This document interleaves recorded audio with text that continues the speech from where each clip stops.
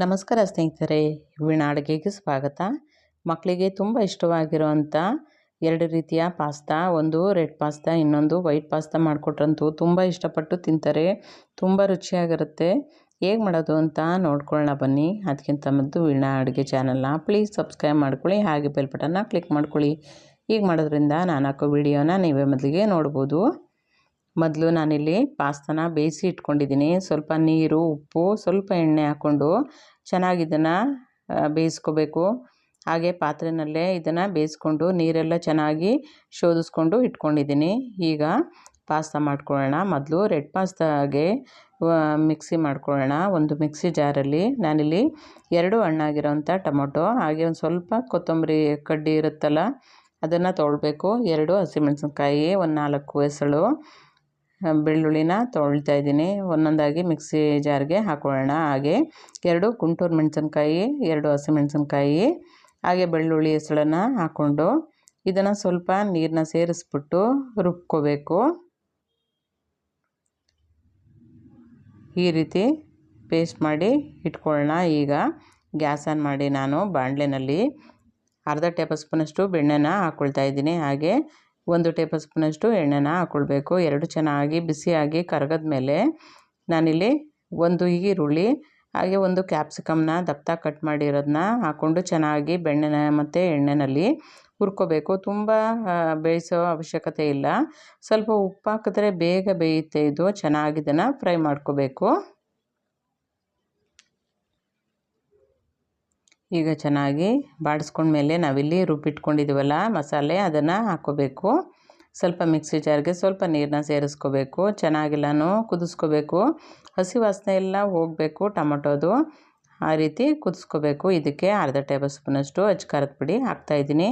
ನಿಮಗೆ ಖಾರಕ್ಕೆ ಎಷ್ಟು ಬೇಕಷ್ಟು ನೋಡಿಕೊಂಡು ಹಾಕೋಬೇಕು. ರುಚಿಗೆ ತಕ್ಕಷ್ಟು ಉಪ್ಪನ್ನ ಹಾಕ್ಕೊಳ್ಳೋಣ.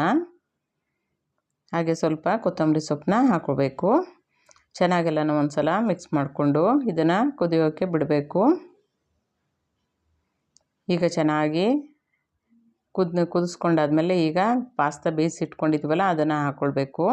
ಚೆನ್ನಾಗೆಲ್ಲನೂ ಒಂದು ಸಲ ಮಿಕ್ಸ್ ಮಾಡಿಕೊಂಡು ಈಗ ಇದಕ್ಕೆ ನಾನಿಲ್ಲಿ ಅರ್ಧ ಟೇಬಲ್ ಸ್ಪೂನಷ್ಟು ಕಾಳು ಮೆಣಸನ್ನು ಪುಡಿನ ಹಾಕ್ಕೊಳ್ತಾ ಇದ್ದೀನಿ. ನಿಮಗೆ ಖಾರಕ್ಕೆ ಎಷ್ಟು ಬೇಕಷ್ಟು ನೋಡಿಕೊಂಡು ಹಾಕ್ಕೋಬೇಕು.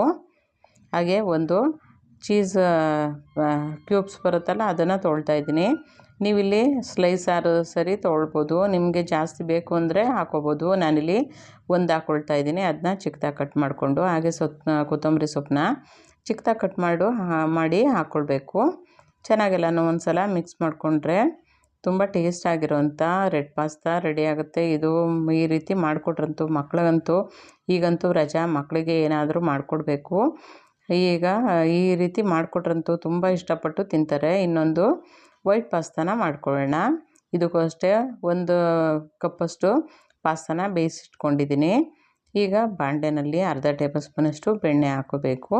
ಹಾಗೆ 1 ಟೇಬಲ್ ಸ್ಪೂನಷ್ಟು ಎಣ್ಣೆನ ಹಾಕ್ಕೊಂಡು ಚೆನ್ನಾಗಿ ಬಿಸಿ ಆದಮೇಲೆ ಇದಕ್ಕೆ 1 ಈರುಳ್ಳಿ, ಕ್ಯಾಪ್ಸಿಕಮ್ಮು, ಸ್ವಲ್ಪ ಬೆಳ್ಳುಳ್ಳಿನ ಹಾಕ್ಕೊಂಡು ಚೆನ್ನಾಗಿ ಫ್ರೈ ಮಾಡ್ಕೋಬೇಕು.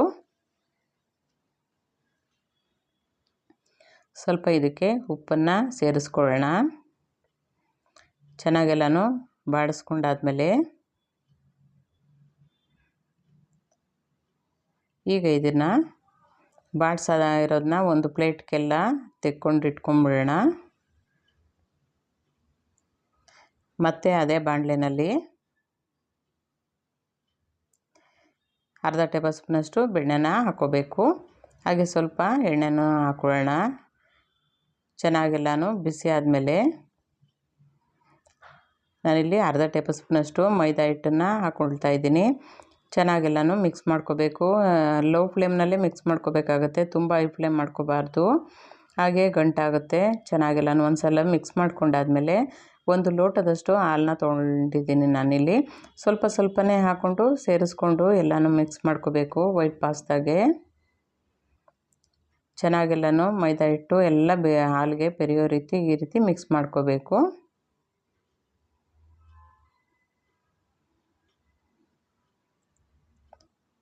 ಈಗ ಇದಕ್ಕೆ ರುಚಿಗೆ ತಕ್ಕಷ್ಟು ಉಪ್ಪನ್ನ ಸೇರಿಸ್ಕೋಬೇಕು. ಹಾಗೆ ಕಾಳು ಮೆಣಸನ್ನು ಕೂಡ ಹಾಕ್ಕೋಬೇಕು. ನಿಮಗೆ ಖಾರಕ್ಕೆ ಎಷ್ಟು ಬೇಕಷ್ಟು ನೋಡಿಕೊಂಡು ಹಾಕ್ಕೊಳ್ಳೋಣ.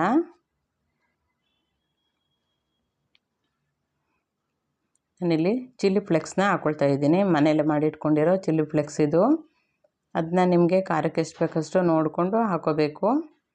ಎಲ್ಲನೂ ಒಂದು ಸಲ ಚೆನ್ನಾಗಿ ಮಿಕ್ಸ್ ಮಾಡಿಕೊಂಡು, ಈಗ ನಾವಿಲ್ಲಿ ಫ್ರೈ ಮಾಡಿಟ್ಕೊಂಡಿದ್ದೀವಲ್ಲ ಈರುಳ್ಳಿ ಮತ್ತು ಕ್ಯಾಪ್ಸಿಕಮ್ಮು, ಬೆಳ್ಳುಳ್ಳಿ ಅದನ್ನು ಸೇರಿಸ್ಕೋಬೇಕು. ಹಾಗೆ ನಾವಿಲ್ಲಿ ಪಾಸ್ತಾನ ಬೇಯಿಸಿಟ್ಕೊಂಡಿದ್ದೀವಲ್ಲ ಅದನ್ನು ನಿಮಗೆ ಎಷ್ಟು ಬೇಕಷ್ಟು ನೋಡಿಕೊಂಡು ಹಾಕೋಬೇಕು.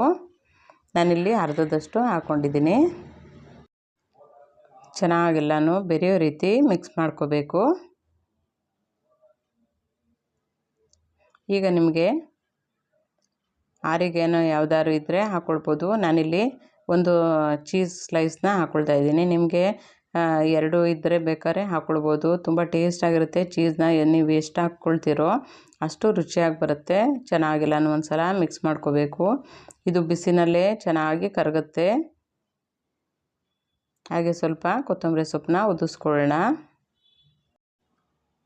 ಚೆನ್ನಾಗೆಲ್ಲನೂ ಒಂದು ಸಲ ಮಿಕ್ಸ್ ಮಾಡ್ಕೊಂಡ್ರಂತೂ ತುಂಬ ರುಚಿಯಾಗಿರೋಂಥ ರೆಡ್ ಪಾಸ್ತಾ ಹಾಗೆ ವೈಟ್ ಪಾಸ್ತಾ ಮಕ್ಳಿಗಂತೂ ಈ ರೀತಿ ಮಾಡಿಕೊಟ್ರಂತೂ ತುಂಬ ಇಷ್ಟಪಟ್ಟು ತಿಂತಾರೆ. ತುಂಬ ಟೇಸ್ಟಾಗಿರುತ್ತೆ. ಈ ರೀತಿ ಮನೆಯಲ್ಲೇ ಒಂದು ಸಲ ಟ್ರೈ ಮಾಡಿ ಸ್ನೇಹಿತರೆ. ತುಂಬ ರುಚಿಯಾಗಿರೋಂಥ 2 ರೀತಿಯ ಪಾಸ್ತಾ. ಈ ವಿಡಿಯೋ ಇಷ್ಟ ಆಗಿದರೆ ಲೈಕ್ ಮಾಡಿ, ಶೇರ್ ಮಾಡಿ, ಕಮೆಂಟ್ ಮಾಡಿ. ಹಾಗೆ ಹೊಸಬ್ರು ಯಾರು ನೋಡ್ತಾ ಇದ್ದರೆ ದಯವಿಟ್ಟು ಸಬ್ಸ್ಕ್ರೈಬ್ ಮಾಡ್ಕೊಂಡು ನೋಡಿ. ಹಾಗೆ ನೀವು ಮಾಡಿ ಹೇಗಿತ್ತು ಅಂತ ಅನಿಸಿಕೆ ಅಭಿಪ್ರಾಯಗಳನ್ನ ಕಮೆಂಟ್ ಮೂಲಕ ತಿಳಿಸಿ. Thank you.